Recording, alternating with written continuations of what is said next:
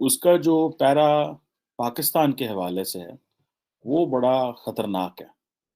और मेरा नहीं ख्याल कि पाकिस्तान की गवर्नमेंट ये एक्सपेक्ट करती होगी कि जापान जो है वो पाकिस्तान के खिलाफ इस तरह की स्टेटमेंट देगा। और ये पाकिस्तान की फॉरेन पॉलिसी का सीधा सीधा फेलियर है।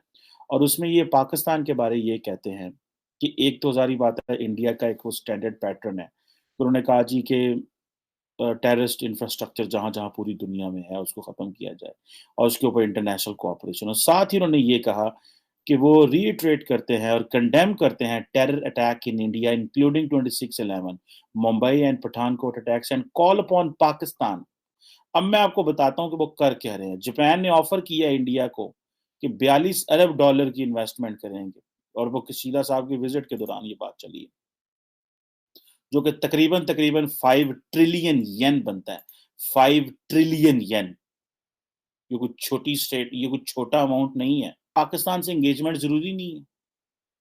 उन्होंने तो साढ़े गाली मुकाती, उन्होंने कहा जी ठीक है, लिमिटेड स्केल पे एक ताल्लुक रखें। जय हिंद। स्वागत है आप सबका दी तथ्य न्यूज में। साथियों, जापानीज प्राइम मिनिस्टर ने 5 ट्रिलियन येन यानी कि हिंदुस्तानी रुपये के हिसाब से तकरीबन 3,18,000 करोड़ रुपए, हिंदुस्तानी रुपए जो है वो इन्वेस्ट करने का जो है वो फैसला किया है हिंदुस्तान में। और इससे तो पाकिस्तानियों की भयंकर सुलग गई थी, जल गई थी ही, लेकिन उसके बाद जो टेररिज्म के ऊपर जो इनके काम है, वही आतंकवाद, गुंडागर्दी फैलाना, उसके ऊपर जिस तरीके से साफ स्टैंड लिया।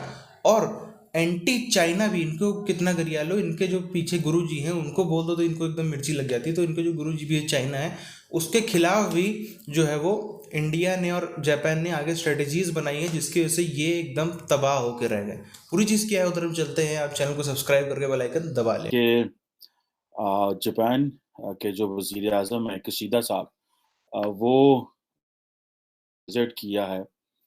जारी बात है, इंडिया का जो बड़ा इस वक्त जिसे आप समझते हैं ना कि हर जगह डिस्कस किया जा रहा है। रिसेंटली मुझे पता चला कि पाकिस्तान ने कुछ जापान से कर्जे लिए हुए थे, और वो कर्जे हम वापस ना कर सके। और जापान की पॉलिसी ये है कि अगर वो एक दफा वेव ऑफ कर दें कर्जा, तो वो दोबारा कर्जा देते नहीं है, लोन नहीं देते। समझ रहे हैं आप? पाकिस्तान में किसी को पता भी नहीं है कि ये स्टेटमेंट आई है। जितनी देर हो गई है मुझे पाकिस्तान को मीडिया देखते हुए, क्योंकि हमारे अंदर के मसाइल इतने हम। पाकिस्तान ने भी तो पूरी दुनिया को बताया था कि पाकिस्तान के अंदर जो है वो भारत दहशतगर्दी कराता है, और हमने डॉसियर भेजे। कोई एक मुल्क भी ऐसा है दुनिया में जिसको हम ये साथ बिठा के और एक इस तरह की जॉइंट स्टेटमेंट ये कह सकते हैं कि भारत इस तरह कर रहा है? कशीदा साहब तो मजीद हालात कशीदा कर गए हैं। जापानीज प्राइम मिनिस्टर जो है कशीदा साहब, वो तो मजीद पाकिस्तान और जापान के हालात है। जो मैं अगले दिन बात कर रहा था किसी की से साथ टोक्यो में, तो मैंने कहा पूछे सुनाए। मैंने कहा जी कैसे ताल्लुकात है पाकिस्तान के जापान की, क्या चल रहा है?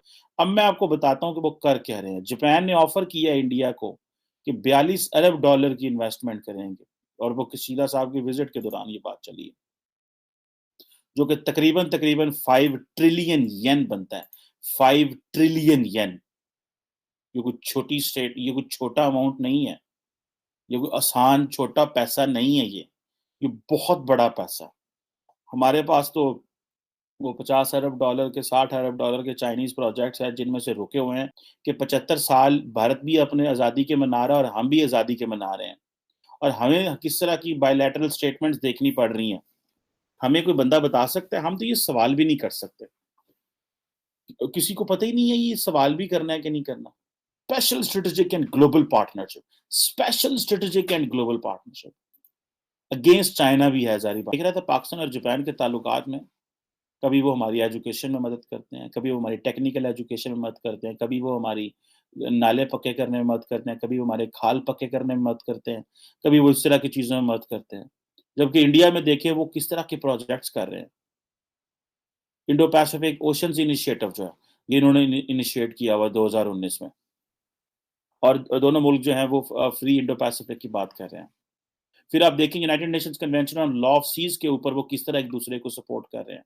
और ये सारी की सारी जो चीजें हैं, वो सारी की सारी वो इंडो पैसिफिक में इनिशियली है। ईस्ट चाइना सी, साउथ चाइना सी के ऊपर वो बात कर रहे हैं। क्या हमारी दुनिया में कौन मदद कर रहा है? अगर इंडिया ने हमारे अंदर उधर मिसाइल मारा, इंडिया और वो तो बैठ के वहां पे उसकी बात कर रहे हैं। ओआईसी को जिस तरह स्नब किया इंडिया ने, किसी ने जवाब दिया? FATF के ऊपर वो कह रहे हैं, उन्होंने जान के FATF का नाम डाल दिया। जो पैरा 8 पढ़े आप जॉइंट स्टेटमेंट का। अच्छा, इसमें जो मेजॉरिटी डिस्कशन है वो तो है ही सारी इन्होंने ये की हुई है। फिर वो कहते हैं जी कि हम तो हाई लेवल ओपन डिबेट करेंगे for the maintenance of international peace and security, maritime security के ऊपर, COP26 के ऊपर, कि जो है वो क्या उसे बोलते हैं, इलेक्ट्रिक व्हीकल्स के ऊपर काम होगा। इंडिया और जापान जो क्लीन एनर्जी पार्टनरशिप कर रहे हैं सस्टेनेबल इकोनॉमिक ग्रोथ के लिए, और आइंदा कैसे देख रहे हैं कि जी ग्रीन जो है वो एनर्जी के ऊपर किस तरह काम करना है, और इसी तरह जी के कार्बन रिसाइकलिंग कैसे करनी है। WTO में एक दूसरे को साथ दे रहे हैं और कह रहे हैं कि जी rules based multilateral trade system, infrastructure India के अंदर वो जो स्टैब्लिश कर रहे हैं बड़े पैमाने पे, उसको अगर आप देखें, भले वो 5G टेक्नोलॉजी हो, भले वो रोड इंफ्रास्ट्रक्चर हो, वो टेलीकॉम नेटवर्क सिक्योरिटी हो, सबमरीन केबल सिस्टम हो, और इंडिया की जापान की जो committee on science and technology है, वो भी उन्होंने भी अपनी, और ये क्वाड के फ्रेमवर्क में भी काम कर रहे हैं। और जो इंडिया सोशो इकोनॉमिक डेवलपमेंट है उसको वो जी जापानीज अप्रिशिएट कर रहे हैं। वो समझते हैं ये मार्केट है, यहाँ पे पैसा लगाओ। हम तो बस जिसे कहते हैं ना कि हम तो किसी को कन्विंस नहीं कर सके। पाकिस्तान से एंगेजमेंट जरूरी नहीं है। उन्होंने जो सड़ना ना गाली मुका दी, उन्होंने कहा जी ठीक है लिमिटेड स्केल पे एक ताल्लुक रखें, क्योंकि जापानीज ने तकरीबन 3.5 लाख नौकरियों की बात की कि उनकी पॉपुलेशन जो है वो एजिंग पॉपुलेशन है, तो उनको स्किल्ड लेबर चाहिए। लेकिन पाकिस्तान में जापानीज लैंग्वेज जो है उसके ऊपर उस तरह काम नहीं हुआ, और जापानीज जो है वो इस्लामाबाद में शोर मचा रहे थे कि हमें बंदे चाहिए, लेकिन हुकूमत उनकी सुनती नहीं। हमें कैपेसिटी बिल्डिंग के लिए काम करना है। इंडियंस को तो वो दे रहे हैं, जितना बड़े स्ट्रेटेजिक लेवल पे काम हो रहा है। देखिए, जब आपका प्राइम मिनिस्टर तक एक्सेस नहीं है, जब उनका प्राइम मिनिस्टर आपके पास नहीं आता, शिंजो एब ने तो Indo Pacific strategy Indian parliament में खड़े होकर बताई थी। आप चले जी थोड़ा हिस्ट्री में और आप देख लें, ये हमारे घर में लड़ाइयाँ बंद हों, हम एक दूसरे को क्लोज करना बंद करें, हम एक दूसरे के कपड़े फाड़ने बंद करें, एक दूसरे की इज्जतें उछालना बंद करें, हम अवाम के को दिए हुए एतमाद पे जो जो लोगों को इलेक्ट किया जाता है उनकी इज्जत करें, और एक अच्छा माहौल बनाएं जिसमें वो लोग पावर में हैं जिन पे अवाम ट्रस्ट करते हैं। We are on a bad track.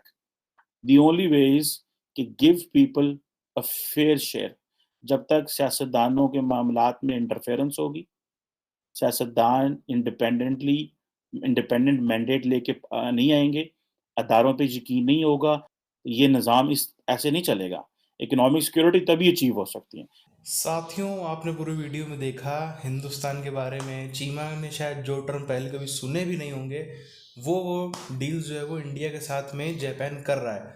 आखिरकार में चीमा ने अपनी जो कहते हैं ना हाईएस्ट ड्रीम, जो इंसान बोलता है वो सबसे, जो कोई सपना बोलता है, जैसे कोई कहता है कि मेरे पास गाड़ी, तो वो उसका मैक्सिमम सपना होता है। वैसे ही पाकिस्तानियों ने चीमा ने अपना मैक्सिमम सपना इस तरीके से बता दिया कि जो जापान में 3-3.5 लाख लेबर की नौकरी निकली हैं वो मिल जाए, वही पाकिस्तान के लिए बहुत बड़ा, जैसे कहते हैं, उपकार टाइप का होगा। लेकिन हम देखिए इंडिया से भी लेबर जाते हैं, कोई वो काम बड़ा छोटा नहीं होता। लेकिन 15 साल पहले का सीन वो था इंडिया में, जब जो है पूरी दुनिया से सिर्फ लोग यहाँ पे लेबर मांगने आया करते थे कि भाई कुछ भी करके हमको लेबर दे दो। इंडिया में जापान के प्राइम मिनिस्टर आते हैं और बात करते हैं कि हमको इतना इतना 5 ट्रिलियन येन जो है, इतना 3 लाख करोड़ रुपए से ज़्यादा का जो निवेश करना है। वहाँ जाके जापानीज क्या कहते हैं कि भाई तुम हमको लेबर नहीं दे रहे हो, हमको लेबर नहीं दे रहे हो। तो मेन फ़र्क तो यही समझ में आएगा। लेकिन बड़ी बात यह है कि हमारा जो मुकाबला है वो, हालांकि अमेरिका का भी किसी पक्षों में हमारा दोस्त देश है, किसी पक्षों में हमारा थोड़ा सा उससे विरोध रहता है, लेकिन हमारा जो मुकाबला है देखा जाए तो चाइना, जापान, अमेरिका, इस टाइप के देशों से ही है। तो अगर हम यहाँ पर बात करें तो एक किस्मत भी खुली है इंडिया की।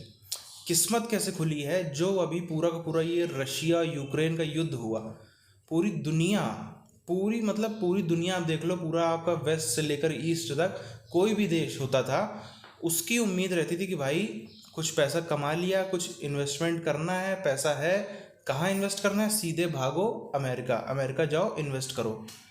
लेकिन अब से, जब से जो है रशिया के अकाउंट संपत्तियां फ्रीज करी है अमेरिका ने, पूरी दुनिया इस चीज़ को समझ गई कि भाई ये सेफ नहीं है। कल को इनको थोड़ा सा भी आप आग दिखाओगे, कल को अमेरिका, क्योंकि है तो एक टाइप से वो डिक्टेटर टाइप का देश ही, अपनी मर्जी चलाता है, नहीं मानोगे तो वो आपको पीछे पड़ जाएगा।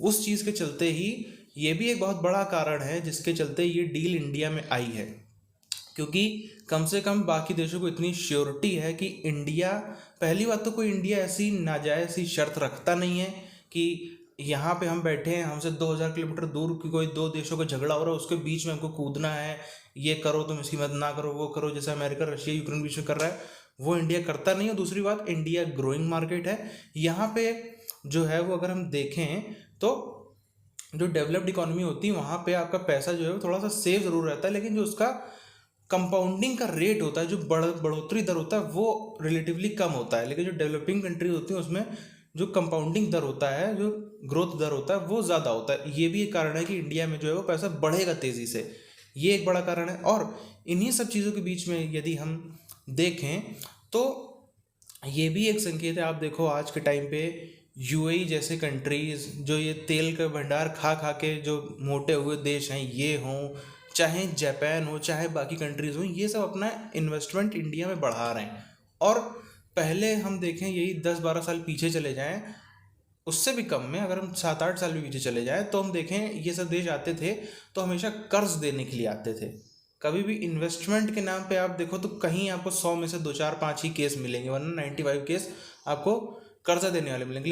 लेकिन ये लोग जो है वो निवेश कर रहे हैं, तो इससे जो है वो संकेत साफ हो रहा है कि हाँ, इसका जो इम्पैक्ट है आने वाले 2-4-5-10 सालों में बहुत तेज़ी के साथ दिखने वाला। 10 साल तो ज़्यादा हो गया, लेकिन उससे कम में ही जो है वो इम्पैक्ट इसका तेज़ी से दिखेगा, क्योंकि ये जापान जैसा कंट्री जो ये बहुत फास्ट कंट्रीज है, इनको रिजल्ट ये फास्ट लाते भी हैं और ये मेहनत ज़्यादा करते भी हैं। बहरहाल आपकी क्या राय है, नीचे कमेंट करके बताइए। मिलते हैं आपसे नए वीडियोज़ में, तब तक के लिए जय हिंद।